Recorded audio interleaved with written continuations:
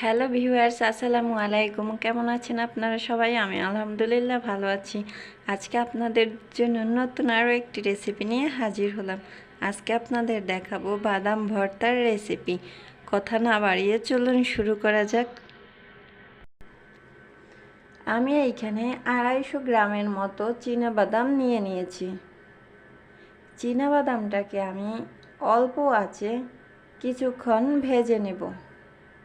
আগুনের তাপটা মিডিয়াম রাখবেন, বেশি দিলে পুড়ে যাওয়ার সম্ভাবনা আছে।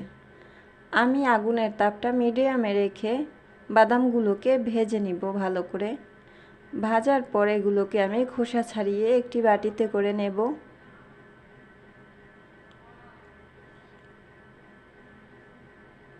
এখন এই বাদামগুলোকে আমি একটি শিলপাটার সাহায্যে বেটে নেব।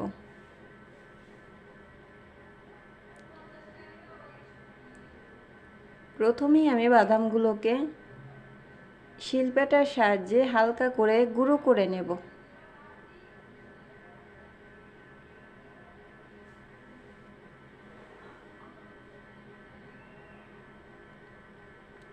গুঁড়ো করে নেওয়ার পর আমি একটু পানি মিশিয়ে বাদামগুলোকে বেটে নিব। মনে রাখবেন, পানি ছাড়া বাদামটা বাটা হবে না।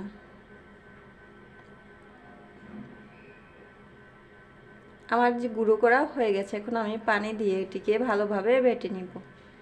এই যে আমার পানি দিয়ে বাটা হয়ে গেছে, এখন আমি ভর্তাটা বানানোর কাজে চলে যাব। এইখানে একটি চুলায় কড়াই দিয়ে দিলাম। কড়াইয়ের মধ্যে আমি কিছু পরিমাণ সরিষার তেল দিয়ে দিলাম। সরিষার তেলটা গরম হয়ে গেলে এর মধ্যে আমি বড় সাইজের একটি পেঁয়াজ কুচি দিয়ে দিলাম। পেঁয়াজটাকে আমি হালকা ব্রাউন কালারের করে ভেজে নিব। অনেকেই কাঁচা পেঁয়াজটা সহ্য করতে পারেন না, তারা চাইলে আমার মতো এইভাবে পেঁয়াজটাকে একটু হালকা টেলে নিতে পারবেন।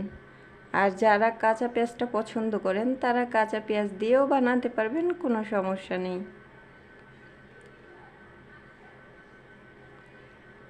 পেঁয়াজটাকে টেলে নিলে অনেকক্ষণ সংরক্ষণও করা যায়। আমি পেঁয়াজটাকে আরেকটু সিদ্ধ করে নেওয়ার জন্য একটু লবণ দিয়ে দিলাম স্বাদ মতো। তার মধ্যে দিয়ে দিলাম 2টা আস্ত শুকনো মরিচ। শুকনো মরিচ দেওয়ার পর এইখানে আমি 3টি মাঝারি সাইজের কাঁচামরিচ দিয়ে দিলাম। এতে করে ফ্লেভারটা অনেক ভালো আসবে। তারপর দিয়ে দিলাম শুকনো মরিচ, আমি আগেই টেলে রেখেছিলাম, সেইটাকেও দিয়ে দেব। সবগুলো একসাথে নাড়িয়ে নেওয়ার পর এর মধ্যে আমি বেটে রাখা বাদামটা দিয়ে দেব।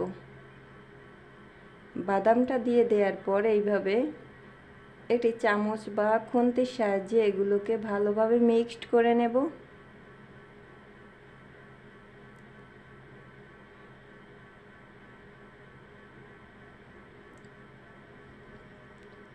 বাদামে প্রচুর পানি লাগে, সেজন্য নিচে লেগে যাওয়ার সম্ভাবনা আছে, একটু খেয়াল রাখবেন।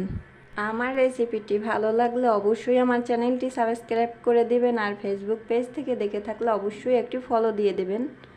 লাইক, কমেন্ট, শেয়ার দিয়ে পাশেই থাকবেন। আজকের মতো এ পর্যন্তই। ধন্যবাদ সবাইকে, ভালো থাকবেন সবাই।